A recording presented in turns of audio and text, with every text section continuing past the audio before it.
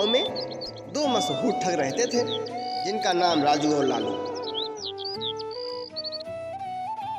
राजू चालाक था तो लालू थोड़ा सुस्त, लेकिन दोनों की जोड़ी इतनी जबरदस्त थी कि कोई उन्हें ठगने में मात नहीं दे सकता था। एक दिन राजू ने लालू से कहा, अरे लालू, सुना है कि सेठ ने सोने की नई मूर्ति खरीदी है, क्या कहते हो, चले थोड़ा ज्ञान बांटने? भैया, सेठ जी तो बड़े कंजूस आदमी हैं। उनके पास से कुछ निकलवाना मतलब सूखी लकड़ी से पानी निकलवाने जैसा है। अरे गधे, इसीलिए तो कह रहा हूं ना, सेठ जी की कंजूसी की दवा भी मेरे पास है, बस तुम देखते जाओ। दोनों ठग सेठ जी के पास पहुंचे। राजू ने सेठ जी को दूर से देखा और बोला, प्रणाम सेठ जी, बड़ी कृपा हुई जो आपके दर्शन हुए हैं। सुना है कि आप बड़े धार्मिक और दयालु हैं। हाँ भाई, धार्मिक तो हूं, लेकिन दयालु कौन कहता है ऐसा भाई?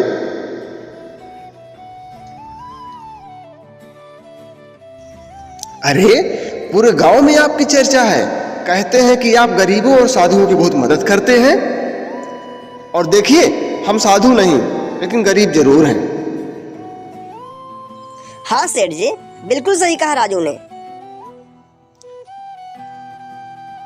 सेठ को अपनी तारीफ सुनकर थोड़ा अच्छा लगा, लेकिन वो समझ रहे थे कि कुछ गड़बड़ जरूर है।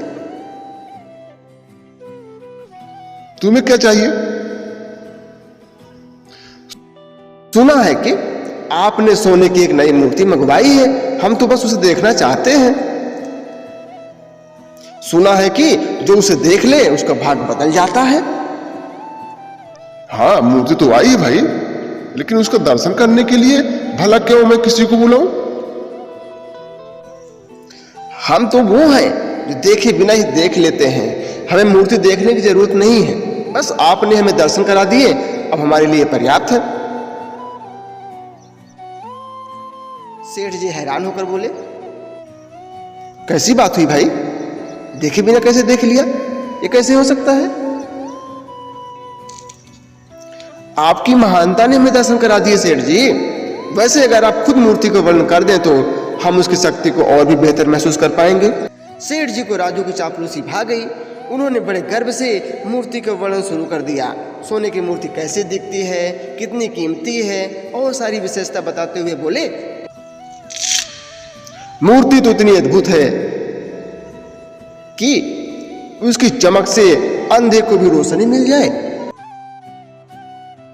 राजू और लालू ने बड़े ध्यान से सुना और फिर राजू ने कहा, सेठ जी, आप सच में बहुत महान हैं। आप जैसे लोग ही दुनिया को सही दिशा दिखाते हैं। अगर हमें थोड़ा आशीर्वाद और मिल जाए तो क्या बात होगी? सेठ जी चौंकते हुए, आशीर्वाद? कैसा आशीर्वाद भाई? अरे वही जो आप अपने दिल से देना चाहें। हम तो छोटे लोग हैं, लेकिन आपकी कृपा से सब कुछ बदल सकता है। सेठ जी को अब थोड़ा संदेह होने लगा कि ये कहीं दोनों ठग तो नहीं, लेकिन राजू की चतुराई से वह बुरी तरह फंस चुके थे। देखो भाई, आशीर्वाद तो मैं दे दूंगा, लेकिन दान की कोई बात मत करना। मैं इस मामले में कंजूस हूं। अरे नहीं सेठ जी, हम तो सिर्फ आशीर्वाद ही मांगते हैं, बाकी दान धर्म तो आपकी मर्जी पर है। सेठ जी को राजू का जवाब सुनकर बहुत अच्छा लगा, लेकिन वे अब भी सतर्क थे। तभी राजू ने चाल चली, सेठ जी, हमारे गुरुजी ने हमसे कहा था कि अगर कोई सच्चा भक्त हमें सोने का सिक्का दे तो उसका भाग बदल जाएगा। लेकिन सेठ जी, हम जानते हैं कि आप हमें सोने का सिक्का नहीं देंगे, इसलिए हम आपसे कुछ नहीं मांगेंगे। सेठ जी को राजू की इस बात से थोड़ा झटका लगा। उनकी कंजूसी पर चोट पड़ चुकी थी। उन्होंने मन में सोचा, अगर मैं इन्हें कुछ नहीं दिया तो ये सोचेंगे कि मैं बहुत कंजूस हूं।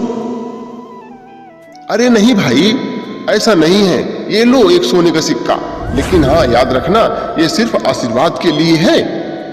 राजू और लालू ने सिक्का लेते हुए सेठ जी को प्रणाम किया और वहां से चल दिए। दोनों थोड़ी दूर जाकर ठहाका मारकर हंसने लगे। भैया तुम तो सच में जादूगर निकले, सेठ जी से सोने का सिक्का निकलवा लिया। अरे ये तो सब ठग विद्या है। सेठ जी जैसे लोग बहुत चालाक बनते हैं ना, अपने आप को चालाक भी समझते हैं, लेकिन असली चालाकी तो मेरी है। अगले दिन गांव के मंदिर में पूजा हो रही थी। पंडित जी ने राजू और लालू को देखा तो उनका माथा ठनका। वे दोनों की चालाकी के किस्से सुन चुके थे। राजू और लालू, तुम दोनों यहाँ क्या कर रहे हो? पंडित जी, हम तो बस दर्शन करने आए हैं, भगवान के भक्त ठहरे। ठग विद्या यहाँ नहीं चलेगी। भगवान के घर में सबको उनके कर्मों का हिसाब मिलेगा। राजू और लालू ने एक दूसरे को देखा। वो जानते थे कि पंडित जी को ठगना आसान नहीं होगा। पंडित जी, हम तो आपके चरणों में हैं, अब हमसे गलती हो गई हो तो हमें माफ कर दीजिए। तुम्हारे लिए माफी तब है जब तुम अपनी ठगी से कमाए गए सारे सिक्के मंदिर में दान कर दो। राजू और लालू को समझ आ गया कि आज उनका जादू यहाँ नहीं चलने वाला है। दोनों ने अपनी जेब में हाथ डाला और सिक्के निकालकर पंडित जी के चरणों में रख दिए। लीजिए पंडित जी, ये रही हमारी गलती का प्रायश्चित।